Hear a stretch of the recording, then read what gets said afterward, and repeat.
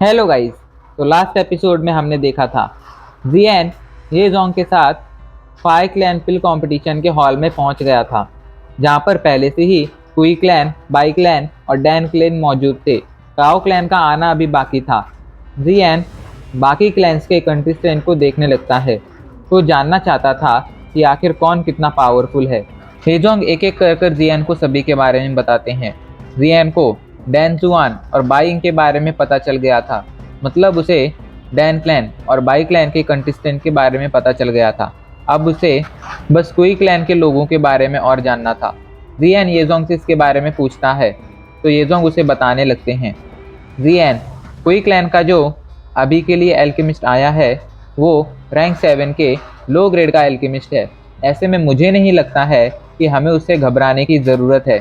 वो एल्केमिस्ट अभी के लिए इतना पावरफुल नहीं है कि वो तुम्हें टक्कर दे सके।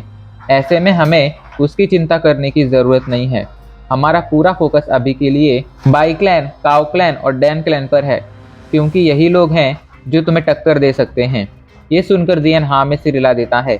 वो भी सिचुएशन की गंभीरता को समझ रहा था। येजोंग इशारा करते हैं और जियन येजोंग के साथ ये क्लैन की सीट्स पर जाकर बैठ जाता है। वहाँ बैठकर जियन येजोंग से पूछता है, इस बार काओ क्लैन से कौन आने वाला है। थोड़ी देर तक सोचने के बाद येजोंग जवाब देते हैं, मुझे कन्फर्मली तो नहीं पता है कि काओ क्लैन से कौन आने वाला है, पर जहाँ तक मेरा अंदाज़ा है इस बार काओ क्लैन से 3 एल्केमिस्टों में से कोई आएगा। वो 3 एल्केमिस्ट हैं काओविंग, काओडैन और एक और एल्केमिस्ट है जिससे तुम अभी तक नहीं मिले हो, जिसके बारे में अभी तक तुम्हें कोई जानकारी नहीं है। वो एल्केमिस्ट दिखने में काफ़ी ज़्यादा नॉर्मल है, पर वो ट्रेनिंग के लिए काफ़ी ज़्यादा पागल है। यहाँ तक कि वो ट्रेनिंग के लिए इतना पागल है कि जब वो छोटा था तब उसने ट्रेनिंग के लिए अपना घर छोड़ दिया था, और फिर लगभग 7 साल बाद वो अब अपने क्लैन लौटा है।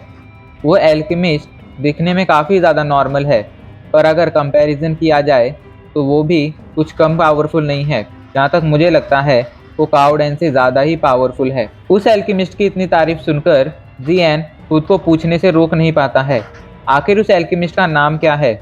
इस पर येजोंग उसे बताते हैं, उस एल्केमिस्ट का नाम है काओशिव।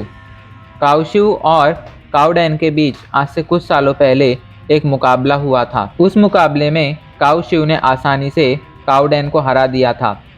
जहाँ तक मुझे लगता है अभी के लिए काओशिव रैंक 7 के मिडिल ग्रेड का एल्केमिस्ट होगा। ऐसे में तुम्हें उससे थोड़ा संभल कर रहना चाहिए जियन। ये सुनकर जियन हाँ में सिर हिला देता है। वो कभी भी अपने दुश्मनों को कम नहीं आंकता था। अभी जियन और येजोंग आपस में बातें कर ही रहे थे, तभी गेट पर खड़े गार्ड जोर से चिल्लाते हैं, काओ क्लैन पिल कंपटीशन के लिए आ गया है। उनके ऐसा चिल्लाते ही सभी की नज़रें एंट्रेंस गेट पर टिक जाती हैं। सभी देखना चाहते थे कि इस बार कंपटीशन के लिए काओ क्लैन से कौन आया है। एंट्रेंस गेट से 3 लोग हॉल के अंदर एंटर करते हैं, जिनमें से एक को जियन अच्छी तरह से पहचानता था। यह लड़का कोई और नहीं काओडैन था। काओडैन के आगे एक लड़की चल रही थी जिसने लाल रंग के कपड़े पहन रखे थे। उस लड़की के शरीर से बहुत ही पावरफुल एनर्जी निकल रही थी, जो ये बताने के लिए काफ़ी थी कि ये लड़की नॉर्मल नहीं है। जियन उस लड़की के अंदर से बहुत ही पावरफुल स्पिरिचुअल एनर्जी फील कर सकता था। जियन समझ गया था यही वो लड़की है जिसके बारे में योजोंग उसे बता रहे थे। ये लड़की कोई और नहीं बल्कि काओविंग थी, जिसे काओ क्लैन की विच कहा जाता था। उसी के पीछे एक लड़का चल रहा था जो काफ़ी हट्टा कट्टा था। उसे देखकर जियन समझ जाता है ज़रूर यही काओशू होगा। इधर हॉल में आते ही काओविंग काओ क्लैन की सीट्स की तरफ जाने लगती है। रास्ते में वो डैन क्लैन के लोगों के पास रुकती है, लेकिन उसकी नज़रें डैन शुआन पर नहीं जाती हैं, बल्कि उसके साइड में बैठी उस लड़की पर जाती हैं जो काफ़ी ज़्यादा शर्मीली लग रही थी। काओविंग उसे देखकर हंसते हुए कहती है, डैन चैन, मुझे लगा ही था तुम भी यहाँ पर ज़रूर आओगी। इस पर डैन चैन नाम की वो लड़की एक बार के लिए उसे देखती है, जिसके बाद वो उसे इग्नोर कर देती है। देखकर ऐसा लग रहा था कि वो काओविंग को कुछ खास पसंद नहीं करती थी। काओविंग इसका बुरा नहीं मानती है और डैन चैन को देखकर आगे कहती है, मुझे लग ही रहा था कि इस बार डैन क्लैन पिल गैदरिंग के लिए किसे भेजेगा, और उसने तुम्हें भेज दिया। लगता है डैन क्लैन ने इस बार जीतने की पूरी तैयारी की है। इस पर डैन चैन के बाजू में बैठा डैन जुआन काओविंग से कहता है, ये तुम कैसी बातें कर रही हो काओविंग, ये सभी जानते हैं इस बार की पिल गैदरिंग तो तुम ही जीतोगी। इस पर काविंग उसे नज़रअंदाज कर देती है। शायद वो डैन जुआन को बिल्कुल भी पसंद नहीं करती थी, या वो समझ गई थी कि डैन जुआन उसे इम्प्रेस करने की कोशिश कर रहा है। काविंग डैन चैन से बातें करने की कोशिश करती है, पर डैन चैन जब उसे इग्नोर करती रहती है तो काविंग भी अब बातें करना बंद कर देती है और जाकर काओ क्लैन की सीट्स पर बैठ जाती है। इधर येजोंग जियान को बताते हैं काविंग पिल टावर के जो टॉप 3 लीडर हैं उनमें से एक की डिसाइपल है। उसका टैलेंट बहुत ही ज़्यादा खतरनाक है और लोग यहाँ तक कहते हैं कि ज़रूर वही अगली पिल टावर की लीडर बनेगी। इसीलिए हम उसे कम नहीं आंक सकते हैं, उसे सीरियसली लेने की ज़रूरत है जियान। ये बात सुनकर जियान हाँ में सिर हिला देता है। वो भी सिचुएशन को अच्छी तरह से समझ रहा था। काविंग एक बार के लिए हॉल में मौजूद बाकी क्लैंस के लोगों को देखती है। ऐसे में उसकी नज़रें जाकर ये क्लैन पर भी टिकती हैं, पर वो ये क्लैन के लोगों को पूरी तरह से नज़रअंदाज कर देती है, जैसे कि वो ये क्लैन को कुछ मानती ही ना हो। भले ही काविंग ने ये क्लैन को इग्नोर कर दिया हो, पर कावडेन ऐसा नहीं कर पाया था। उसकी नज़रें सीधा जाकर जियान पर टिक जाती हैं और वो गुस्से में जियान को घूरते हुए कहता है, मुझे नहीं लगा था तुम इस मामले में भी ये क्लैन की मदद करोगे। इस पर जियान बस उसे नज़रअंदाज कर देता है। ये देखकर अब उसे गुस्सा आने लगता है और वो जियान पर हमला करने जाने लगता है, लेकिन तभी पीछे से एक हाथ आता है और उसे पकड़कर पीछे खींच लेता है। ये हाथ किसी और का नहीं बल्कि काओजू का था। काओजू उसे घूरते हुए कहता है, तुम अभी के लिए चुप रहो और इस मैटर में इंटरफेयर मत करो।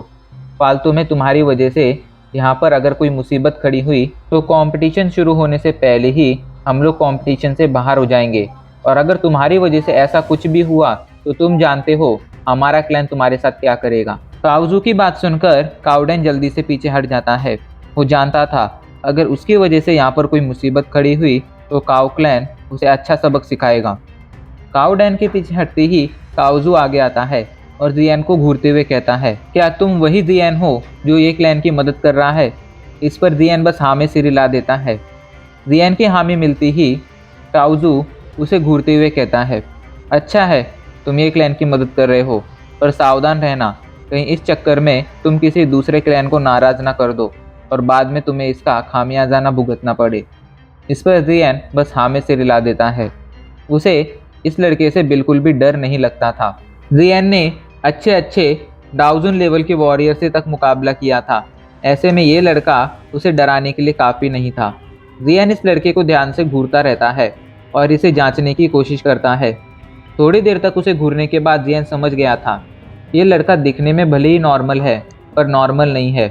इसकी बॉडी देखकर कोई भी कह सकता है कि ये लड़का एक वॉरियर है, पर असल में ये एल्केमिस्ट है और इसकी स्पिरिचुअल एनर्जी कावडेन से भी ज़्यादा पावरफुल है।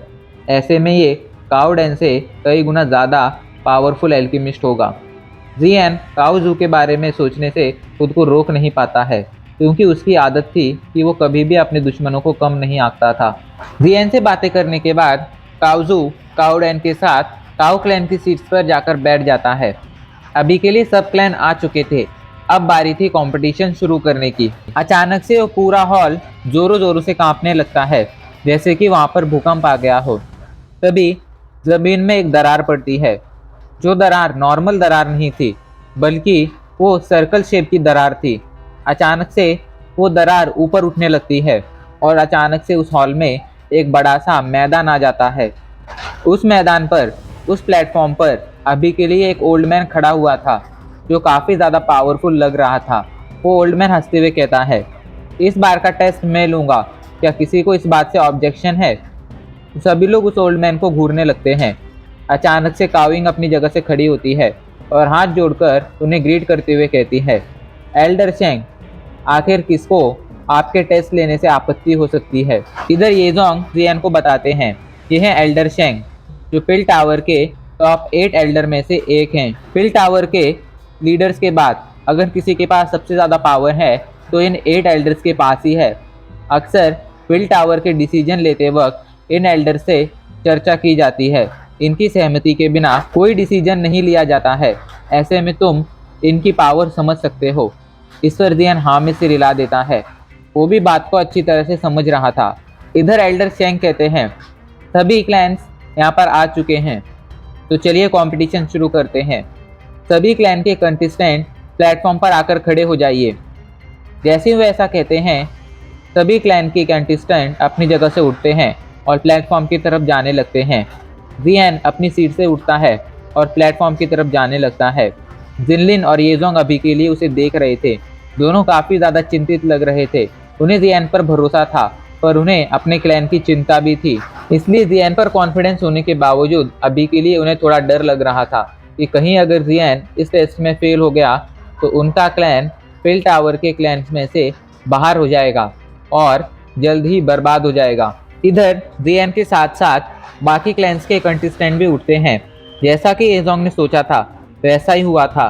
काओ क्लैन ने काओ शू को, डैन क्लैन ने डैन जुआन को और बाई क्लैन ने बाई इंग को ही कंपटीशन के लिए भेजा था। इन सभी के बारे में जियान जानता था, वो बस नहीं जानता था तो कुई क्लैन के कंटेस्टेंट के बारे में। उसके बारे में जियान को कुछ खास नॉलेज नहीं थी। वो एक कम हाइट का आदमी था, लेकिन देखने में काफ़ी पावरफुल लग रहा था। खैर जियान को उससे कोई फ़र्क भी नहीं पड़ता था। सभी लोग जाकर उस बड़े से प्लेटफॉर्म पर खड़े हो जाते हैं। एल्डर शेंग एक एक कर सभी को देखने लगते हैं और उनकी नज़रें जियान पर आकर टिक जाती हैं। एल्डर शेंग का ये क्लैन से काफ़ी अच्छा रिश्ता था, लेकिन पिछले कुछ सालों में ये क्लैन काफ़ी ज़्यादा कमज़ोर हो गया था। ऐसे में पिछले कुछ सालों में ये क्लैन सिर्फ पिल कंपटीशन के लिए ही पिल सिटी आया था। इस कारण अब उनकी दोस्ती में थोड़ी कमी आ गई थी, पर एल्डर शेंग इस दोस्ती को भूले नहीं थे। यहाँ तक की बात ये थी कि ये क्लैन को जो ये तीसरा मौका मिला था वो एल्डर शेंग के कहने पर ही मिला था, वरना ये क्लैन कब का टॉप 5 क्लैन में से बाहर हो जाता। एल्डर शेंग एक बार के लिए सभी को देखते हैं, फिर उन्हें उनका इंट्रोडक्शन देने के लिए कहते हैं। उनकी बात सुनकर सभी लोग अपना इंट्रोडक्शन देने लगते हैं। डैन जुआन कहता है, मैं डैन क्लैन से डैन जुआन, मैं काओ क्लैन से काओ शू, मैं बाई क्लैन से बाई इंग, मैं कुई क्लैन से कुई कू और मैं हूँ ये क्लैन से जियान। जियान का नाम सुनकर एल्डर शेंग चौंक जाते हैं और हंसकर उसे देखने लगते हैं। जियान, मैंने तुम्हारा नाम पहले भी सुना है। लड़के, सच में तुम कमाल के हो। एल्डर शेंग को अचानक से काफ़ी ज़्यादा खुशी महसूस हो रही थी। उन्हें ये क्लैन और जियान के रिश्ते के बारे में पता था, और उन्हें नहीं लगा था कि ये क्लैन सच में जियान को यहाँ पर लाने में कामयाब होगा। वो आज तक जियान से मिले तो नहीं थे, पर उन्होंने ये सिटी में हुए मुकाबले के बारे में सुना था, जहाँ पर आइस रिवर वैली को तक जियान से डरकर भागना पड़ा था। ऐसे में वो समझ सकते थे कि जियान कोई नॉर्मल लड़का तो बिल्कुल नहीं होगा। इधर ये जानकर कि एल्डर शेंग उसे जानते हैं, जियान काफ़ी चौंक गया था, पर वो बस इतना कहता है, आप मेरी कुछ ज़्यादा ही तारीफ कर रहे हैं एल्डर शेंग, मैं इसके लायक नहीं हूँ। इस पर एल्डर शेंग हंसते हुए कहते हैं, लड़के, तुम्हारा इतना ज़्यादा डाउन टू अर्थ रहना भी ज़्यादा अच्छा नहीं है। इधर बाई इंग जियान को घूरने लगता है और उसे घूरते हुए कहता है, जियान, मैंने भी तुम्हारे बारे में सुना है। मेरी एक बात गौर से सुन लो। भले ही तुमने आइस रिवर वैली को भागने पर मजबूर कर दिया हो, पर इसका मतलब ये नहीं है कि इससे हमारा बाई क्लैन तुमसे डर जाएगा। वक्त आने पर मैं तुम्हें ऐसा सबक सिखाऊंगा जिसे तुम जिंदगी भर नहीं भूलोगे। तुमने मेरे बाई क्लैन की इंसल्ट की है, इसका खामियाजा तो तुम्हें भुगतना ही पड़ेगा। जियान को उसकी बातों से कोई फ़र्क नहीं पड़ता है। इधर एल्डर शेंग भी बीच में कुछ नहीं कहते हैं, क्योंकि वो जानते थे सभी यंग एल्केमिस्टों के बीच में ऐसी बातें होना बहुत ही आम बात थी। एल्डर काओइंग आगे कहते हैं, तो सब लोग अब यहाँ पर आ गए हैं, तो चलिए टेस्ट शुरू करते हैं। हमारा ये टेस्ट 3 हिस्सों में बटा हुआ है। ये कहकर एल्डर शेंग अपने पीछे मौजूद एक पर्दे को देखने लगते हैं और अचानक से उस पर्दे को खींच लेते हैं। जैसे ही वो पर्दा गायब होता है, सभी की नज़रों के सामने एक बहुत बड़ी स्टोन टैबलेट आ जाती है, जो लगभग 10 फुट बड़ी थी। एल्डर शेंग कहते हैं, ये स्टोन टैबलेट किसी की भी स्पिरिचुअल एनर्जी की पावर चेक कर सकती है। इसके लिए कंटेस्टेंट को अपना हाथ इस स्टोन टैबलेट पर बनी उस बड़ी प्लेट पर रखना होता है और फिर अपने स्पिरिचुअल एनर्जी को इसके अंदर डालना होता है। जो भी ऐसा करता है, ये पत्थर, ये स्टोन टैबलेट उसकी स्पिरिचुअल एनर्जी की वैल्यू बता देती है, जिसे हम स्पिरिचुअल वैल्यू कहते हैं। इस टेस्ट को पार करने के लिए तुम्हारी स्पिरिचुअल वैल्यू कम से कम 400 होनी चाहिए। अगर तुम्हारी स्पिरिचुअल वैल्यू 400 से कम हुई तो तुम ये टेस्ट पार नहीं कर पाओगे। आज तक की सबसे हाईएस्ट स्पिरिचुअल वैल्यू है 976, जो काओ विंग की स्पिरिचुअल वैल्यू है, और आज तक कोई भी इस रिकॉर्ड को नहीं तोड़ पाया है।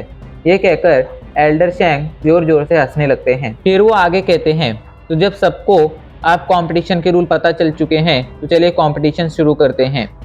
और उनके ऐसा कहते ही हमारा ये एपिसोड यहीं पर ख़त्म हो जाता है।